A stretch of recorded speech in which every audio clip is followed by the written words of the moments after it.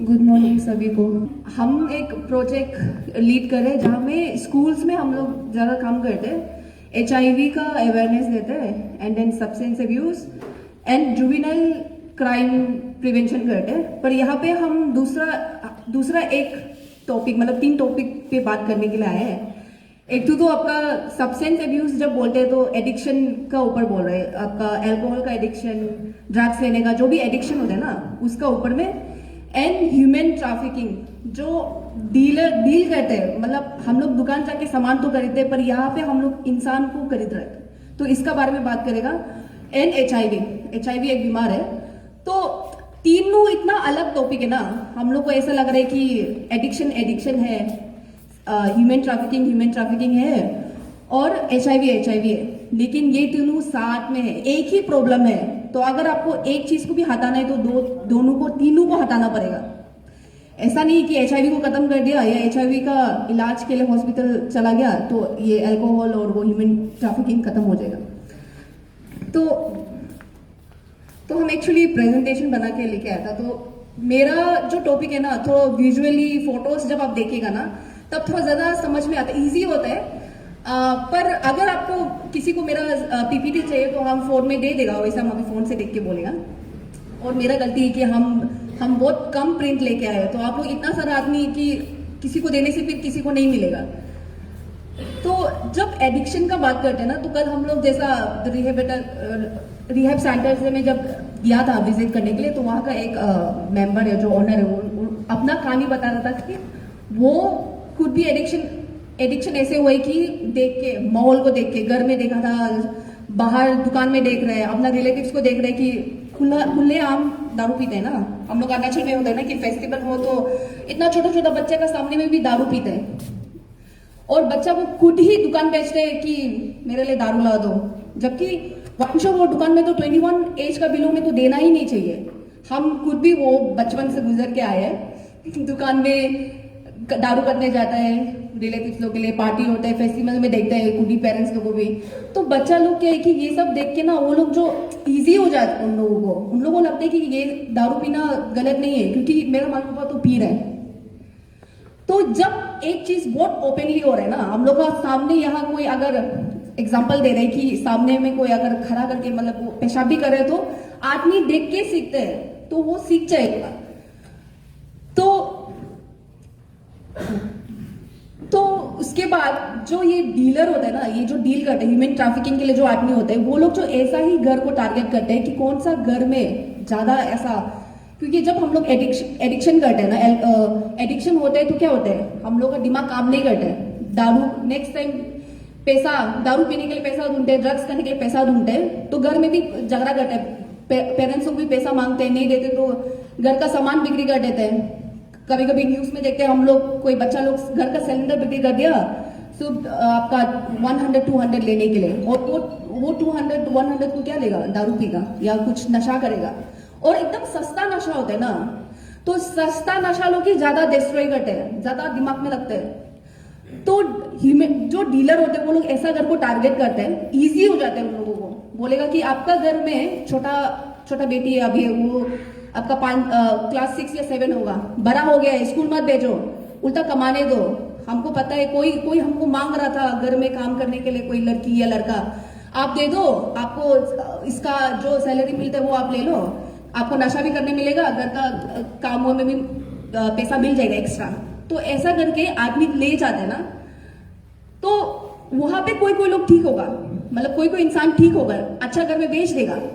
पर हम जब यहाँ आने से पहले जब हम रिसर्च कर रहा था, स्पेशली आपका डायमंड सर्कल में देखे तो बहुत ह्यूमन ट्रैफिकिंग होते हैं ना, ये डीलर लोग जो आपका बच्चा लोग को ले जाके एट द एंड क्लास में वो सेक्सुअली एक्सप्लॉयटेशन होता है, मतलब कि डंडा में बेच देते हैं। बच्चा है उसको पता नहीं होगा, वो तो लड़ भी नहीं सकेगा क्योंकि इतना बड़ा इंसान जिसका घर में बैठ रहा है वो लोग कभी धंधा कराता है, हाँ सेक्स का धंधा कराता है, या कभी होटल में होते हैं, ब्यूटी पार्लर में होते हैं, और आप लोग यहाँ पे बैठ रहे हैं, आप लोग को पता नहीं है कि फॉर एग्जाम्पल ईटानगर या कोई लोग आपका आसाम या दिल्ली तक ले जाते हैं ना, तो आप सोचो कि आप यहाँ बैठ के आपको कैसे मालूम होगा कि आपका जो बच्चा है वो दिल्ली में क्या कर रहा है, वो आसाम में क्या कर रहा है। तो एक तो सर ने जो बोला कि चाइल्ड लेबर तो बैन है, वो लॉ ही नहीं है, क्योंकि बच्चा को स्कूल में जाना है। बच्चा का काम क्या है कि स्कूल में जाना है, खेलना है, खाना अच्छा से पीना है, सोना है, फिर स्कूल एजुकेशन, ताकि वो बड़ा होके अच्छा इंसान बनेगा। और अभी तो मतलब बिना एजुकेशन का कुछ कर ही नहीं सकते हैं।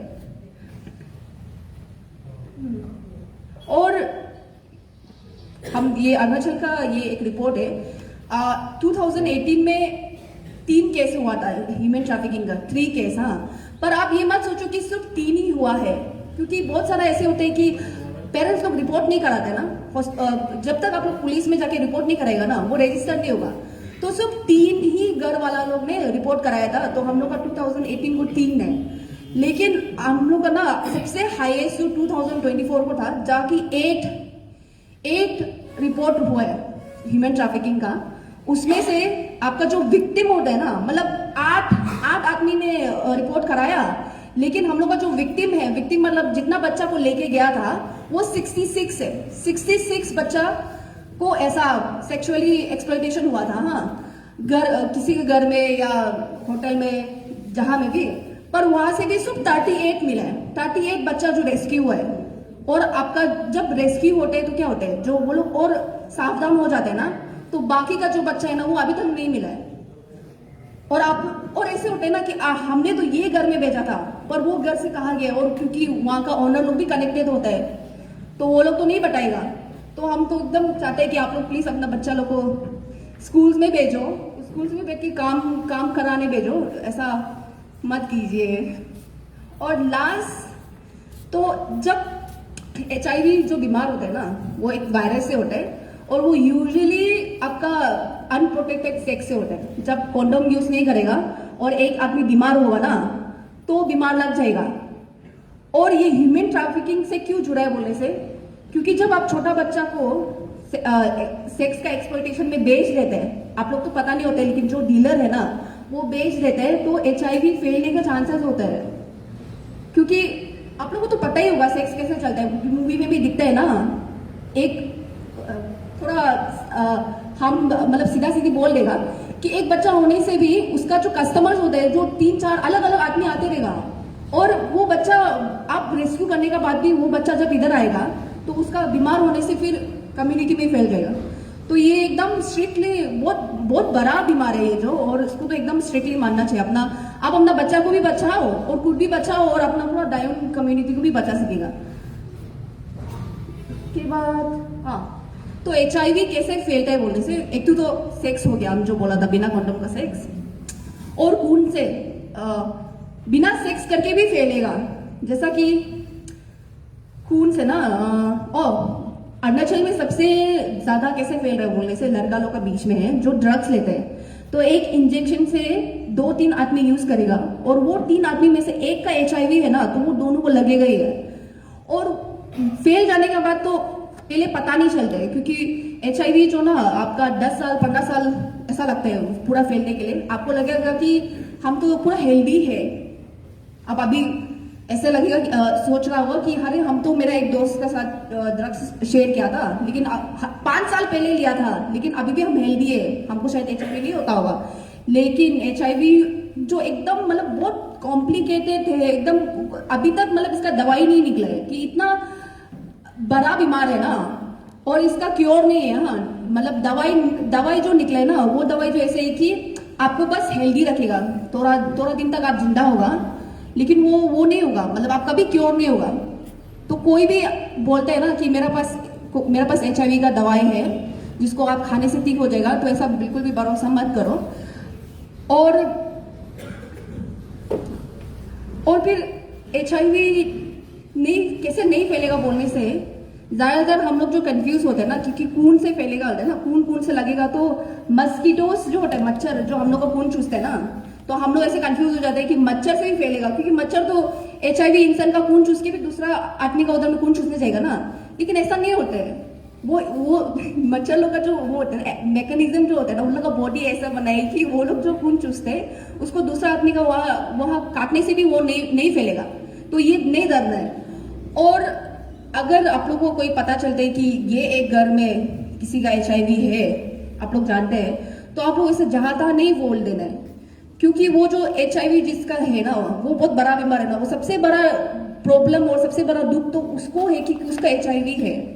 तो आप लोग ऐसे कम्युनिटी उसको मदद करना है कि बोलना है कि हाँ तुम हॉस्पिटल जाओ, दवाई मिलता है, दवाई लो, टेस्ट कराओ, और ऐसे कॉमनली ऐसे आसपास में ना बैठने से भी, और जैसे अभी यहाँ पे कोई अगर है HIV वाला, वो बैठने से भी नहीं फैलेगा, तो ऐसा नहीं डरना है। और क्या, और हो गया, और ठीक है, ये एक रिपोर्ट है अभी HIV हम लोग का पूरा स्टेट में ना 3133 है, हाँ, और उसमें से आपका जो हम लोग का मेल है ना, मेल ही 2612 है, और जबकि फीमेल आपका 506 है। तो और चंगलन में आपका अभी 177 रिपोर्ट है, मतलब जो आए हॉस्पिटल्स में, लेकिन हॉस्पिटल्स में नहीं आने वाला लोग जो ना ज्यादा है, क्योंकि वो लोग डरता है। और हम लोग का जो ACR है ना, वो यूजुअली ये HIV पे ही हम लोग फोकस कर रहे हैं। तो हम लोग का बाहर में क्या होता है कि बहुत सारे HIV लोग के लिए ना स्कॉलरशिप भी होता है, वो लोग जैसे कि स्कूल में भेजने के लिए, कॉलेज में भेजने के लिए स्कॉलरशिप होता है, लेकिन वो सब HIV पेशेंट्स लोग के लिए होते हैं, क्योंकि वो लोग, हम लोग चाहते हैं कि वो लोग और ज्यादा रीच आउट करो, मतलब मेडिसिन खाओ, दुनिया देखो बोल के ना। तो हम, मेरा ACR का नंबर हम दे देगा, मीटिंग के बाद ले लीजिए यार, और आप लोग भी शेयर कर दो, जिसको भी मदद चाहिए ना, हम लोग है मतलब मदद करने के लिए, गाइड करने के लिए। Thank you.